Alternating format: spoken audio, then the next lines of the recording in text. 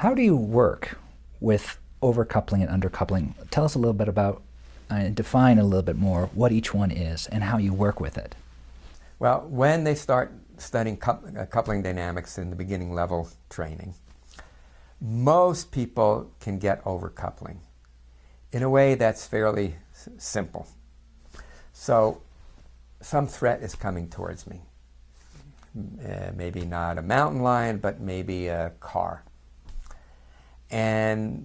Or maybe somebody, maybe as a child, some adult figure has been abusive to me. So as soon as I hear somebody's footsteps, then immediately my body goes into an alert reaction.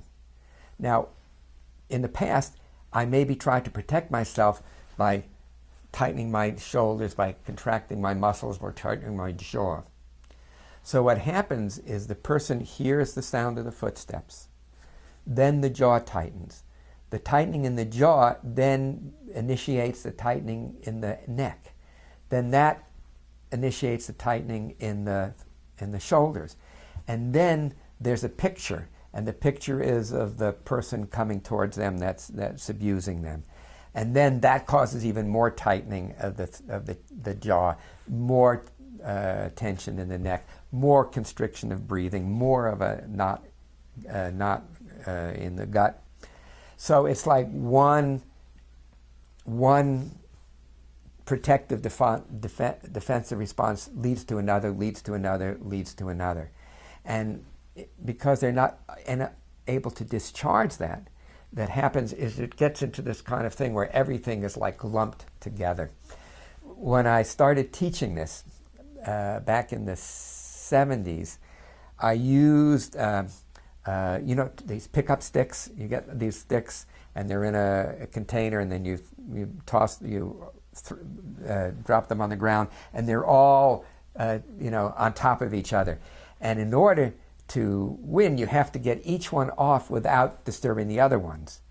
And that's what we're doing when we start uncoupling these responses. So I'll give you a more practical example. So the person feels the tension in the jaw first. So I say, okay, let's just focus on the jaw. So feel the tension in the jaw, and very gently just open and close your mouth just a little bit until you feel some resistance. And then just pause there for a moment and then close. Remember the expansion, contraction, and then opening a little bit more. And then again.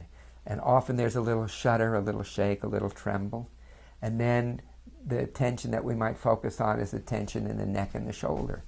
So as they feel the tension in the neck and the shoulder, and they can feel that the tension, if it was to continue to increase, would like move the shoulder this way and move the head this way. It's a protective response. I'm exaggerating it and doing it faster. But then they play around with this by very slowly, with awareness, feeling how the shoulder wants to come up, how the ear kind of moves towards the shoulder, and then just letting it go, and doing that a few times. So you work with all of these overcoupled elements. It's a little bit like taffy, the taffy that or the saltwater taffy, or those things that kids play with. It's like a modeling dough, and if you pull it quickly, it just breaks. But if you pull it slowly, it stretches out, and it stretches out, and it stretches out. That's what we do with these sensations or images that are related to the traumatic experience.